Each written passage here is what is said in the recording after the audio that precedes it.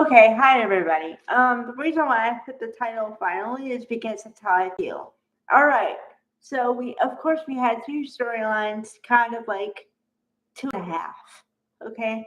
I'm gonna start with the one I like the best, and then I'll talk about the other one because the other one I've been talking about ad nauseum. So it's kind of like okay, yeah. All right. So the storyline I like is because we finally dealt with today the aftermath of the kiss between Daphne and Carter. Now, I'm always going to defend Carter a little bit because he's Carter. And I've known his character for a while now, so I know what he's like on a general basis here. And Carter would not kiss somebody else if he was in a relationship with somebody like Hope. Because, like I said before, he's an upstanding guy, right? Okay, so in that way, I feel bad for him because he got kind of trapped into the web of whatever with Daphne and the friggin' smell. Which I gotta say, I can't wait for Daphne to go. And it's not because of that, it's just because of there was no storyline there at all. It was like a failed storyline. And all these people sniffing the air and like, oh, being intoxicated by the smell. I'm like, I don't buy it. Okay? So on the one hand, I feel bad because I feel like Carter was duped into the whole thing. And number two, I kind of feel like, okay, but weren't you awake during any of this time? Couldn't you say no? Couldn't you say I have a girlfriend or something? I mean, where's your mouth, Carter? You have a mouth, right? And words come out so you can use them. Um, so yeah, I was a little bit mad at him. But the thing I liked the best was Hope finally said exactly what I wanted her to say, which is, Carter, why did you do that? Why did you kiss somebody else? If you're supposed to be all about me and you told me you're going to protect me and all this stuff, and you go and kiss somebody else. Yeah, I didn't like that. But I like the fact that I Hope finally stood up for herself because I was yelling at the TV from last week or even this week when she saw them kiss and she didn't do anything. Nothing. She said nothing. She did nothing. She didn't bust in the door. She didn't. And I'm like, hello? Are you there? I mean, do you see what I'm seeing? And are you not pissed? Because I would be. But she was like, how dare you? You weren't supposed to do that. And, so I saw you kissing her. And yeah, she finally said all that. So I'm like, yay, she was alive.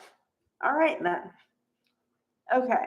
Now, on the other side for this storyline, we have Zende talking to Daphne, and Daphne saying, I gotta go. And Zende saying, wait, why are you going? You don't have to go. And I'm like, yeah, she does. She just kissed somebody else's boyfriend. And she did what she was supposed to do, which is launch the thing. So, yeah, she did what she was supposed to do. Now leave. But he's like, and then dives even deeper into it and goes, uh, well, let's see, what was it? Well, do you have to go? And it looks like you have feelings for Carter, am I right? And I'm like, who cares? He's with somebody else. Okay. So, yeah, I was a little mad at that one. I was like, I don't care what she feels. I don't care what she whatever. I don't care anything. Um, so then we're on to storyline number 2. And I'll get to 2.5. Because like I said, they're always interconnected. So here we go. Okay. On the one hand, I'm glad for Luna and she knows where she came from. Okay? On the other hand, I want Steffi to be a grown up and make a grown up decision to stay with her husband despite what her parents say. The fact that you tell your parents what's going on in your life, like to a point, yes, I understand. Okay. Number one, I understand that you're parents, so they want to know what's going on in your life. But number two, don't tell anybody what's going on in your relationship. That's like number one, you don't do. Because the second they feel like someone's hurting you, they're going to say, distance yourself from that person. Now, they said that, and I was like, what? Usually I would say yes, but not in this situation because it's not the same situation. Okay? He just found out he has another daughter from someone else. And yeah, okay, she's not the most you know, a nice daughter to have because of her history. But number one, followed by number two. Number one, she didn't know he was her father for the longest time, and vice versa. He didn't know that she was his daughter for the longest time. Okay, so not their fault. And number two, which is probably more important than number one, just because you did something in your past doesn't mean you can't change. Hello, Steffi. Um, Sweetheart, dear, are there some things you have done in your past that you're not too happy with and you wish you could change? And don't aren't you glad that other people gave you chances after you screwed up? So don't you think you owe the same thing to your husband? Yeah, I think you do.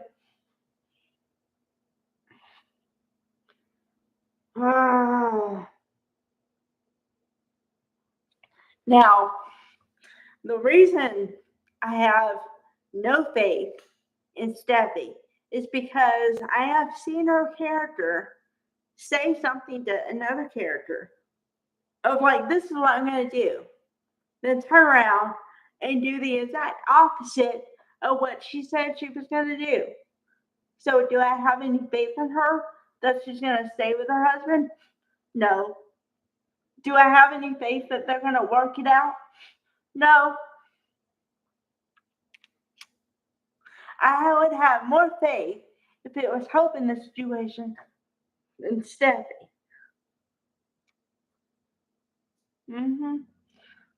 Also, this sets up for.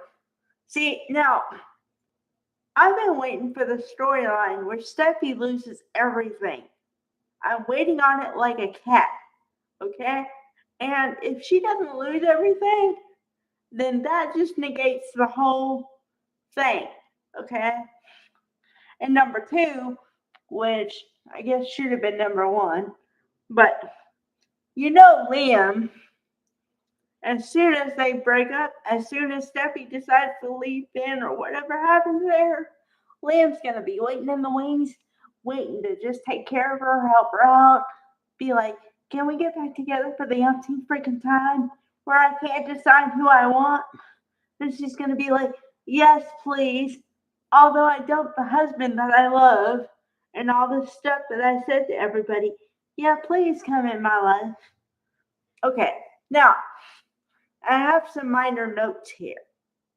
If they do the thing with Steffi and Liam again, they better not come back with the same Liam that can't friggin' decide if he wants to be with who. Don't do that. Okay? If you're gonna break up one marriage, then at least put her with somebody who wants to be with her alone. Because if you don't do that, I'm not in. I've been here for the up and down and the Steffi and the hope and the hope and the Steffi and the whatever. I ain't doing it again. No. All right. Bye, everybody.